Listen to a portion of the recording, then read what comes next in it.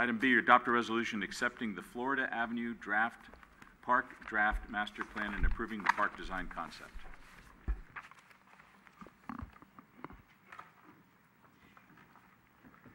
Excuse me, Mr. Mayor, before we begin, I believe you have a council member who is needing to recuse himself. Okay. And maybe just for the benefit of the record. I was going to say, could you say, yeah, as to why? For the benefit of the record, and Vice Mayor Marty Medina is declaring a conflict of interest based on the proximity of his real property to the Florida Park location. He's within 500 feet, and under state law that creates a disqualifying conflict of interest for participation in these decisions. So his home is close to the park? To the proposed park? That's correct, I'm okay. sorry, yes, Just his home, that he owns. That yeah. he owns and I hear lives.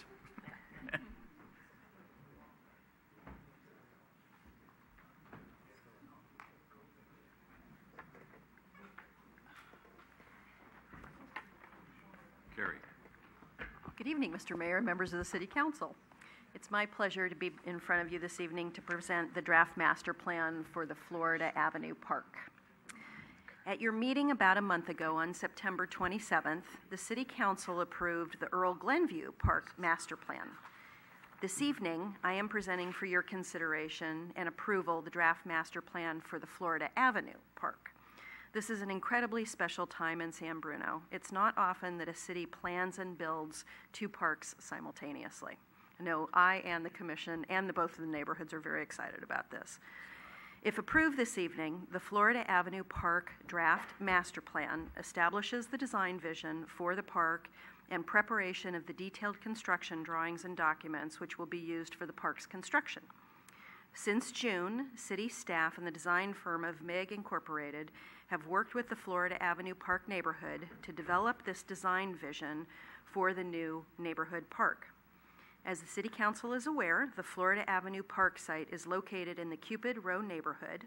The park site encompasses 8 residential parcels and is approximately 1/2 acre in total land area, with homes closely spaced together in a residential neighborhood currently underserved by park amenities.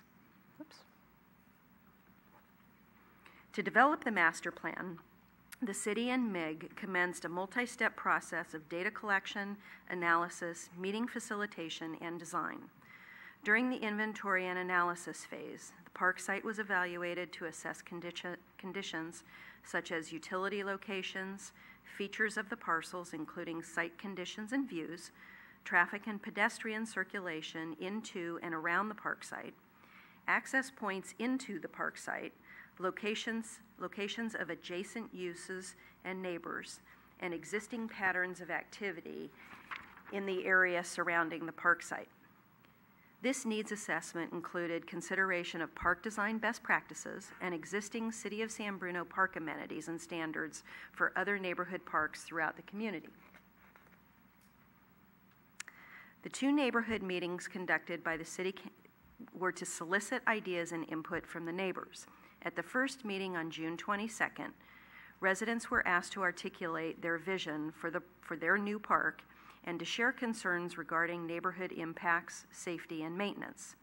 They were also asked for input on desired park qualities, as well as their preferred park design layout by placing colored pieces of paper on a site map to represent park features. The overhead that you're looking at just provides some adjectives and descriptive words of ideas that they came up with at the first meeting. Comfortable, they wanted shade and trees. Safe, fun, functional, opportunity to read and engage with one another, and an appreciation for nature, just a few of the qualities that they articulated.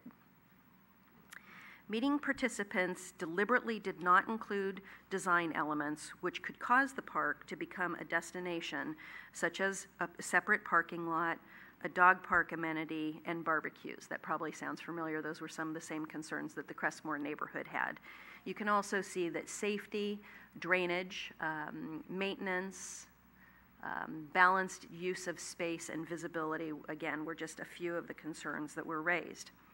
At the second and final neighborhood meeting on August 16, a single concept plan was introduced. Meeting participants were asked to express issues and questions regarding the park design concept. Unanimously, the meeting participants expressed their excitement about the design vision and hoped the park would be constructed to fulfill the vision of the plan. Following the 2 community meetings, in our continued effort to engage the neighborhood, the design concept was placed on the city's website. A letter was sent out to everyone in the park planning neighborhood to invite further input and review and comment. 2 residents emailed me, both indicating support for the design concept and complimenting it with no suggested changes. For just a moment, please turn your attention to the screen behind me. I'd like to walk you through the park, and I'm going to start at what I refer to as the front door, which is at the bottom left-hand side of the screen. As the council will see when you walk into the entrance, the concept plan has seating, signage to brand the park, large heritage trees, and scored, toned, or colored concrete paving. You then see before you, I'm going in counterclockwise order. You then see before you the Great Lawn, which we are recommending be turf rather than synthetic turf, so that children can play soccer, catch a ball with mom or dad, or just run around like kids like to do. The park also includes pedestrian paths and seating interspersed throughout the park, as well as what we're referring to as an urban woodlands with evergreen trees and trees with an architectural distinction that are multi-trunked and fascinating, that add a unique element to the park. As you continue to move through the park, you'll see an adult exercise course. And this is something that we're trying to introduce in parks as funding becomes available to attract people of my age to participate in cardio activity in the neighborhood. The particular equipment hasn't yet been determined. That will occur as we get further into design. But this space has a crushed stone paved area and a variety of play elements. And this was something that was important to the neighborhood, that the park respond to multi-generational needs, that it not only be programmed for the small and the middle kids, but again, people a little bit older. Adjacent to this adult play area is what we refer to as the children's room. And this space will have a single piece of play equipment, and I'll talk in just a minute about how we will select that piece of play equipment.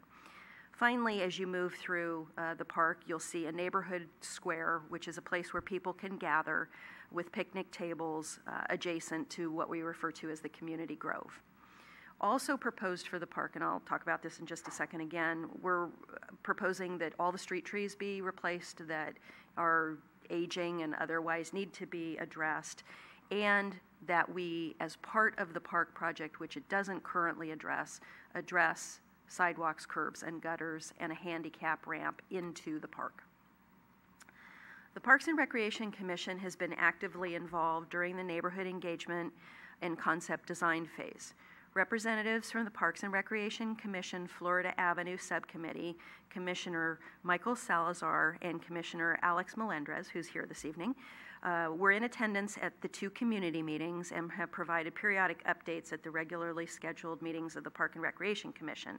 Additionally, the Florida Avenue Park City Council Subcommittee members, Rico Medina and Irene O'Connell, were both in attendance at both planning meetings. At the Parks and Recreation Commission meeting on October 19th, so just last week, the Commission reviewed the Florida Avenue Park Draft Master Plan and solicited input from the residents in attendance. 4 residents were present and 2 spoke during oral communication.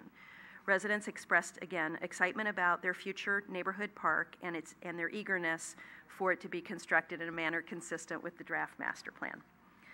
During the Commission's deliberation, it expressed the following: a concern about the lack of play equipment for children ages 5 through 12.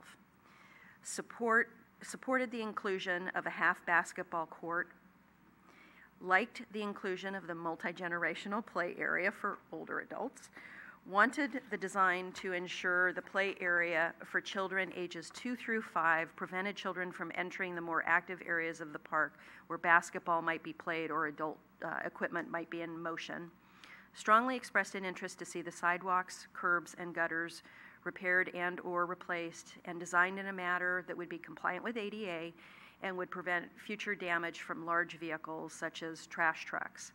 Expressed an ongoing concern regarding the maintenance and safety at parks, and reiterated the neighborhood's concern regarding traffic flow on streets adjacent to the park. In a unanimous vote, the Parks and Recreation Commission recommends to the City Council approval of the Florida Avenue Park Draft Master Plan with the above comments. Since the Commission's meeting, I've researched play equipment to address the Commission's interest. The play equipment be available for both ages 2 through 5 and 5 through 12. Those are industry standards of how play equipment is designed, 2 through 5 or 5 through 12. Several options exist for a multi-component play structure which serves 2 through 12, thereby allowing us to install the play equipment on the existing footprint identified in the draft master plan. Through a more detailed evaluation, once we get into design, suggestions for those pieces of play equipment will be brought forward to the neighborhood and to the Commission for final comment and approval. At this conceptual stage, it is estimated the park construction will cost approximately $732,000. Through the next stage of the park design process, specific finishes, materials, elements, and equipment will be determined. This process will produce a more refined cost estimate for the park's construction. Future meetings regarding the details of the park's design with the neighborhood and the Parks and Recreation Commission will be held at the 60% and 90% design drawing phase. With regard to the curb, gutter, and sidewalk, staff is currently performing a detailed evaluation of the area around the park and will include the necessary repairs and improvements in the project. As a result, it may be necessary to increase the project budget to fund these additional infrastructure improvements and expenses. If this is the case, this information will be presented to the City Council at a later date. With regard to the maintenance of the park, it is currently estimated, much like the Earl Glenview Park, approximately 2 to 3 staff hours per day will be necessary to maintain the park, depending on the season and the final selection of plant materials and hardscape materials. Presently, the annual maintenance cost, which includes labor, supplies, and equipment, is estimated at $60,000. This does not include water, which we're evaluating the cost of, as well as electricity. So the next steps to deliver the Florida Avenue Neighborhood Park will be City Council's action this evening on the draft master plan, and then you have an item later this evening to award a design contract for the specific design of the park, and then to award a construction contract, which we believe we'll have in front of you in spring 2017. The park construction will take approximately 6 months after that. I'd be happy to answer any questions you have. Any questions at this time for Carrie? Oh, Mr. Mayor, if I Yes. may, I beg your pardon. Commissioner Alex Melendrez, who is on the subcommittee for the Florida Avenue Park, if the council would like, would be happy to make a few remarks regarding the park planning. Make a few remarks. You're here, Al.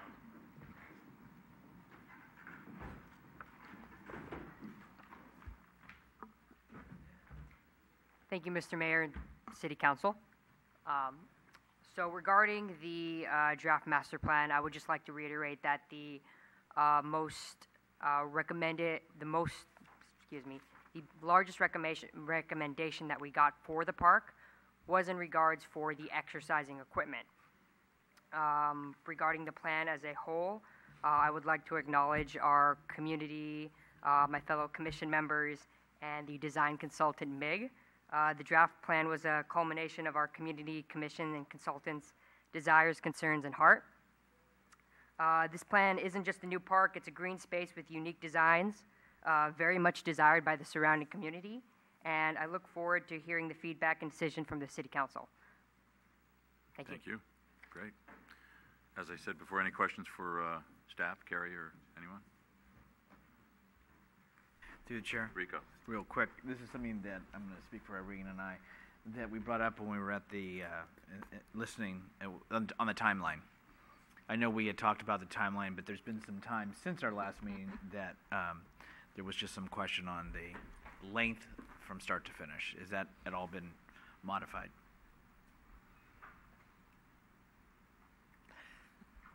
No pressure.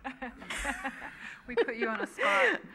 The design we anticipate, so depending on the council's action later, if you approve our recommended selection of design firm, first call I'll be making in the morning will be to that firm to schedule a kickoff meeting to begin the design.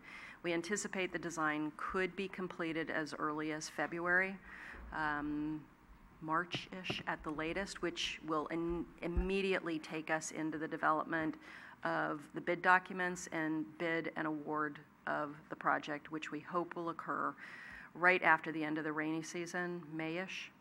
It'll take the construction firm 30 days or so to do contract documents, another 30 days to mobilize.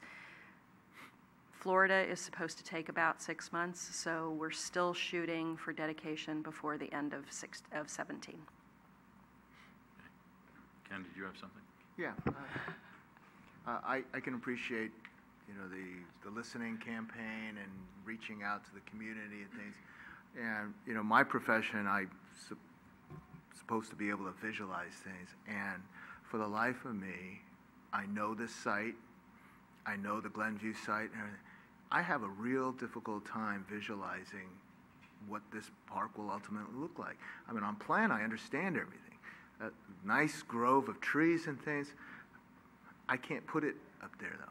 I mean, will there be good sight lines through this park? I mean, I see so many trees on plan. Talk about mature trees and things, and then I try to visualize with the photo examples that you give. But those are large parks that you show, those little vignettes. So I just want to be, really sure that that this doesn't turn into be an unsafe area. I also question. I think it's going to be really good that we have a staff member there 2 to 3 hours a day. I mean, I'm more than likely going to need that initially. Take care of the plants, new plants and things, and taking care of the trees in it. But it just seems like a lot of time spent at at one location every day. So if you can comment on that. Thank you for your question. The concern that you raise about safety in the park was one that the council expressed when you considered the Earl Glenview draft master plan as well. You are right. Right now, this is just a concept on a piece of paper. As we get further into design, we'll be picking plant materials and so forth that will give us a better idea of where there might be areas of concern for lines of sight blockage. I can tell you that the mantles or the lower boughs of trees will be trimmed up so that if a police car is driving by or someone is walking by on a sidewalk, it's above eye line of sight, so there'll be a way to look through. Shrubs and bushes will be placed in a way and massed in a way so that they don't create places for people to hide or to hide out. So we will be very mindful of that as we get into the further design. With regard to the other question that you asked, Council Member, the maintenance, every day, members of the maintenance staff go out to all the city parks. We have the parks divided into the upper parks and the lower parks, and the two crews that make up the parks maintenance staff visit every park every day. And when they're out there, they do an inspection of all the play equipment. They do an inspection of the parks to make sure that there are no hazards. We hear these horror stories about syringes and hypodermic needles and glass and that sort of thing in play areas, so they always check for those. They will tend to the plant material. It may take on one day a couple of hours to maintain the park, whereas the next day it may only take an hour, which is why we say on average 2 hours, 2 to 3 hours per day. So some days will have considerably more, others less. Okay. Anything else? Okay. Through the chair. Irene? Thank you. I'm still not convinced that it needs 6 months. Explain to me why it takes 6 months to actually build the park, actually do the construction. I look forward as we get through design to be able to answer your question far more specifically.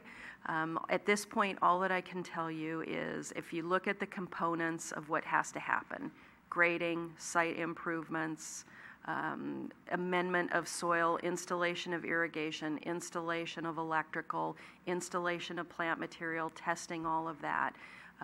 The design experts tell me that that's 6 months. Believe me, we understand that you and the community are excited about the two parks, and there's nothing that we would like to do than to deliver those sooner.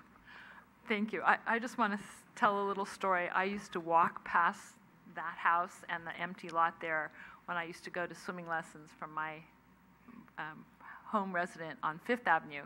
And for years, I would daydream about what we could do with that area. So that's why I'm a little impatient, because it's been so long.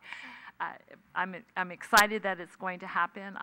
I really appreciate all the hard work you've done and your staff. It's not easy to balance all this park and that park and the community meetings and the commissions and the council and everybody and make them all happy, which I know we're not exactly that way. But anyway, what I would like, though, is we talked about at some point rounding out the corners, all the corners, and making the street a little wider. Could you bring back a rendition of that, just a simple one, so that the public, and we could all see what that would look like? Is that possible? It is our intention, actually, before we get into design drawings on the park, to attempt to answer this question sooner than later. Okay. Because we want to make sure that the footprint that we have for the park is accurate. And I think we all recognize that some of the park space is going to need to be taken so that we can do precisely that, round out some of the corners. One of the concerns that the commission expressed and then the neighborhood expressed was the trash trucks jumping over the curb, and you've seen from the photographs that have been provided that that concrete is completely crushed. And so we intend on doing that as a first step in the design of the park. Okay, thank you. Good. Anything else? Anyone else? Before we Mr. do anything, we have to adopt the resolution. Mr. Mayor, I'm Yes. sorry.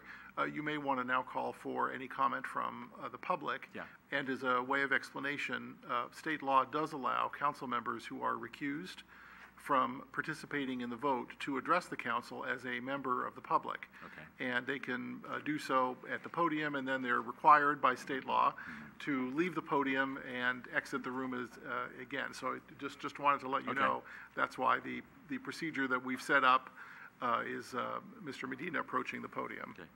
I did say anyone else, just for the record, so. Anyone else? You good?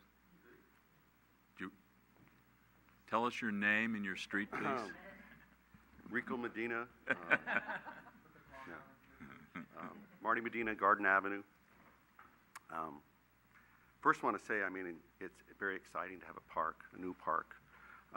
Many of you may know I have a 4-year-old son that, we're dying to go to parks, and we go to the kitchen park over at the school district office, and we go to City Park. But having that park there is going to be great. Getting a park actually in downtown would be great, but that's another subject. I heard a little bit of it.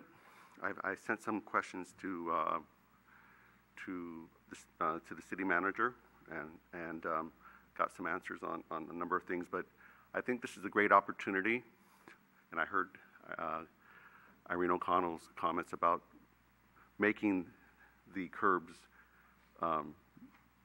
to improve the circulation in the neighborhood and increase the safety. I spent about an hour on Sunday walking the neighborhood, took plenty of pictures. There's 15 feet wide from curb to curb.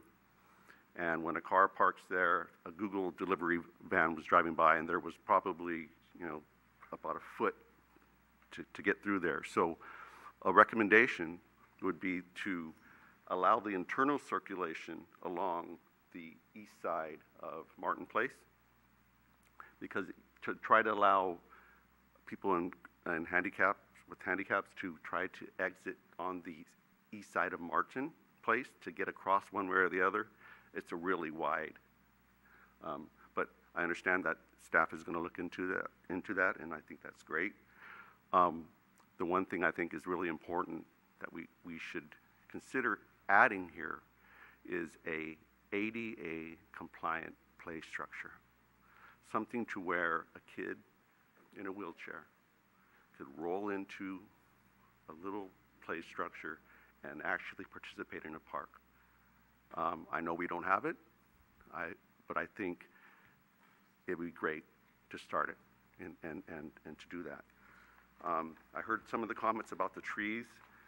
It looks like a lot of trees, and I guess we're going to look at that some more. The concern with that is if with so many trees, then how is the lighting going to penetrate into the park, and we're going to have some really dark spaces. One other thing I would like to see would be a mural wall that we could remove, and we could have art to rotate into the park. So it would be basically an 8x4 piece of plywood or something where we could kind of invite, not graffiti of course, but invite art. That's my 3 minutes. Thank you very much. Thank you. Anyone else? Okay, any action by the council? Through the chair, and Irene can echo or tell me if my memory was wrong. As far as the sidewalks were concerned, that did come up at the second meeting that the neighbors were at, and Irene and I, for that to be looked at, because obviously this is the opportunity, now is the time. So just to assure you, that's already been talked to, so on its working.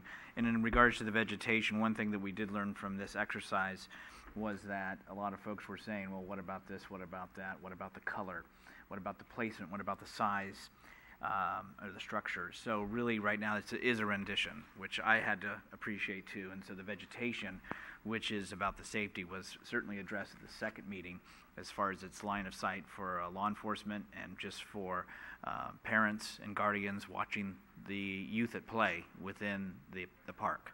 So that has and is being taken in consideration. So I'm sure you won't see all those trees, but again, it is a rendition. And the next step would then become more of the nuances of what each thing would be. Okay. Once again, anyone else or action by the council? I'd like to introduce the resolution. Councilmember O'Connell. Aye. Councilmember Rico Medina. Aye. Councilmember Ibarra. Aye. Mayor Ruane. Aye.